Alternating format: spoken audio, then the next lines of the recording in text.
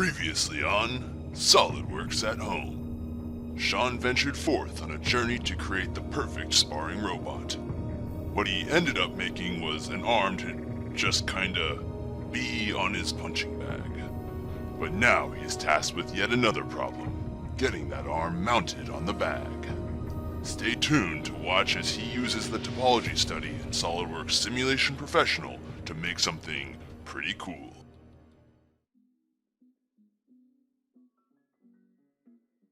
Alright, welcome back to SOLIDWORKS at Home! This is part 3 where I've been working on an arm for my punching bag. This one we're going into a kind of a different situation. We're going to be looking at how I use the Topology Optimization study in SOLIDWORKS Simulation Professional to create like the last part of this, the shoulder joint, if you will, that actually attaches my boxing arm to the punching bag. So real fast here, we're just seeing me actually build it. This is my actual speed that I work in because I'm just, I'm just that good. My brain and hands move faster than an average person. It's my X-Men superpower. But I'm doing right now, actually I did slow down this part here because this is kind of an interesting way to get holes onto a curved or 3D object. So I use the 2D sketch just for help for placement. But I use the hole wizard with a 3D sketch so that all of the holes will end up being normal to that surface. So it's time to create a static study, or create simulations in general. So when you're doing topology study, you kind of have to do this cycle of a static study, a topology study, and then another static study. So the first one is really just how do I get the setup correct? Like, does this make sense? Is the way that I set up my fixtures and my forces get the general reaction that I'm expecting? Because you want to make sure that's good before you start the topology, because topology is very slow. The other thing about it is that sometimes you have to get kind of creative with the setup because topology studies are only for one single body. And so you might need to use certain things such as virtual walls, bolt connectors, or the remote load tool, which can also be used to create like remote fixtures in order to kind of represent components that aren't there. So other parts of an assembly or whatever it is that you can't actually represent inside of the topology study. I'm also going to be using the load case manager, which is part of SOLIDWORKS Simulation Professional.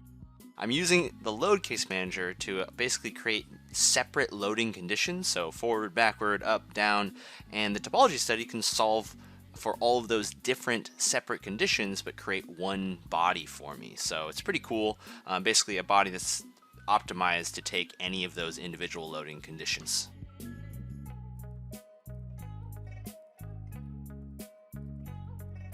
Quick note about the mesh is that for this static study, it's going to be pretty coarse because I'm just interested in displacements, which does not need to have a fine mesh. It's the most accurate quantity that an FEA tool solves for. And it's one of the only things that's not going to carry over to the topology study. I'm going to have kind of a specific rules for that. Otherwise, we're pretty much ready to go. I'm just setting up the load cases now, which is basically just unsuppressing each of those forces. Then I'm going to run it, and I'm going to check some of the displacement values. So, onward.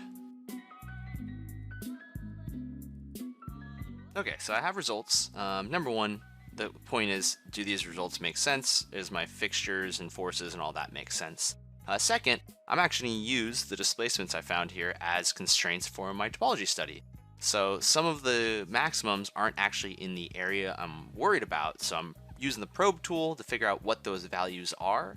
And then since my max displacements are probably not going to be in this area, I need to get some vertexes to tell the topology study to keep track of a certain area.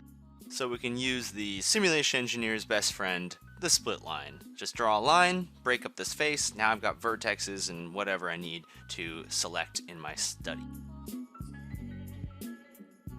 Alrighty, so now we're ready to copy the study. So the nice thing here is we can copy any static study over to the topology study, so all of the setup we get to maintain. We don't have to do it over again. So all I have to do is basically set up the topology study stuff. So the big one is going to be the goals. So how much mass do you want to remove? I usually, this is gonna be a range of things. And then what other constraint do we want? So I'm using that maximum displacement in those specific vertexes. So I'm saying in the area that's a functional area, maximum displacement is going to be 0.4 millimeters for any of those vertexes. Vertices. No one make fun of me in the comments. Alright, so next is manufacturing controls. I'm just going to use preserved regions in here, which is basically don't get rid of any of these faces, plus a little depth around those. This is something that there's automatic settings for this, for anywhere there's a fixture, load, context set, or bolt connector. But I like to have more specific control, so I know for sure what is going to be preserved automatically, or preserved no matter what. And then if I go into the properties here, I can just turn off the automatic settings, as well as turn on an option for load cases, and then I'll be ready to get into my load case manager. So this should have the same load cases ready. And then in this case, I've run this multiple times. I don't get any different results if I have all 4 load cases, since they're very similar loading conditions. Sean ran this multiple times with slightly different settings to get results you like for the video. Don't judge him. And it just takes longer. And so I'll just go ahead and mesh this now. The important thing here is that you want like a balance of mesh. So that only has 5,000. That's not a whole lot of room for the topology study to play with removing material. But if you have too much mesh, it'll take forever to run. So I find the sweet spot is somewhere between 20 and 30,000 elements for a part here. And that usually works out pretty well for me in terms of having a reasonable solve time and good results. I'll go ahead and just run this. I'm definitely going to be running this on like super mega speed here, so you don't have to sit here for like 45 minutes watching this. A topology study can definitely run from anywhere between 20 minutes to an hour. The performance represented is historical. Past performance is not a reliable indicator of future results and is based specifically on personal experience and the hardware components specific to this one, Sean Mars. The percentage is kind of funky because it's based off of the iterations, and it might just stop at 20% if these graphs converge on all of our constraints and things. So you can see this one's actually going to stop at like 60% or something because the goals have converged, and then we can go into our answers, or go into our results.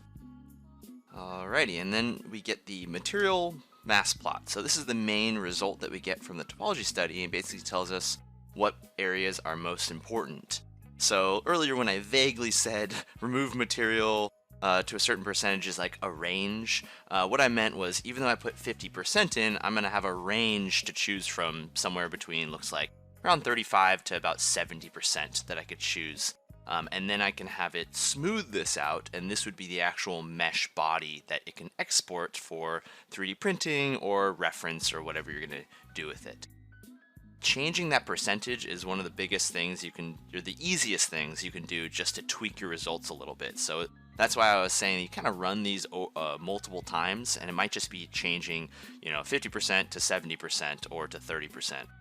So, and there also are more traditional plots like displacement and stress, but they're just approximate results. The main thing we do in here is export out that mesh body. So either as a new part file or configuration, we can do it as a solid body like I'm doing here, and then prepping it to run a new static study on it. So in order to do this, or anytime you're running a simulation on a mesh body, oftentimes you need to do some kind of cleanup to basically smooth out a bunch of these little tessellated faces.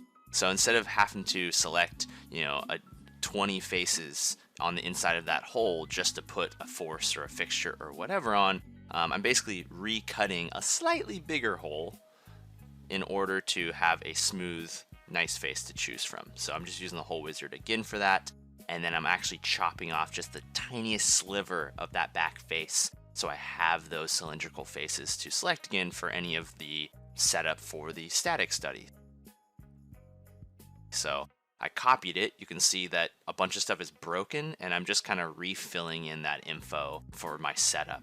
And this way I can run just a normal, like a full static study on the topology results and be able to verify it one more time before I went on to 3D printing it. Now, if you are not going to 3D print this, you don't need to do any of this. You basically are just going to use this topology model as a reference for making cuts on your full model, and those be more like the standard feature cuts. So basically converting your topology results into something that's manufacturable in like a more traditional sense. If everything looks good here, then we're ready to 3D print it. So let's do it.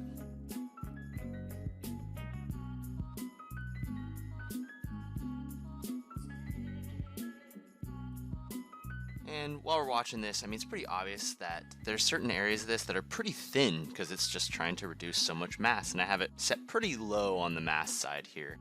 So we're probably still going to want to go through and create a more standard featured model or something that maybe would be able to be machined or manufactured in some other process. So we'll go into that next.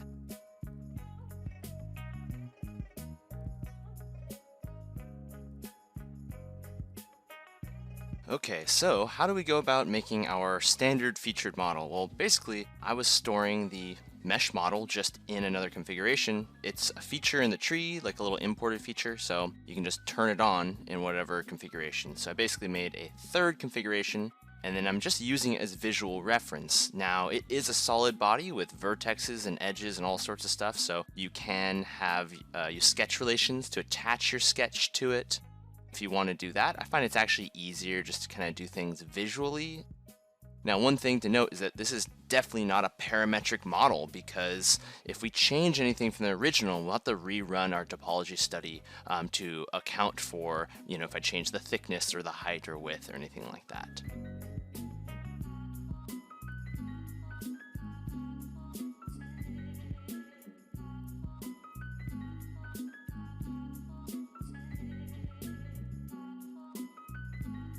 So here I'm just double checking the mass to see what I'm actually getting from the full model to the cut model here. And I think I end up with something about 75%. Yeah, about 75% of the original mass. And this is just taking into account the easy to cut outer profile. And then the process from here is the same as what we've seen. We're just going to copy a static study, set it up again, rerun it, and compare those results to the non-topology optimized, kind of original model, and decide if that's going to be worth the weight reduction. If it is, then we can go even farther and try to incorporate more features from the topology study. I generally start with that outer profile because it's going to get rid of the most material the quickest and easiest.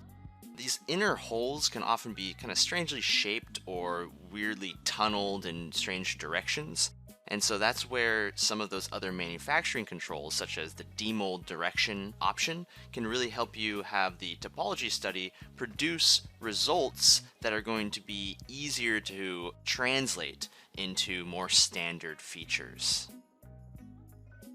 And that's pretty much it. I mean, it's just this iterative process that you can use to really guide you, make really cool designs, help you kind of make the computer do some work for you. But now, it's the time that we've all been waiting for, the unveiling of my master robot of sparring, PunchBot 1000.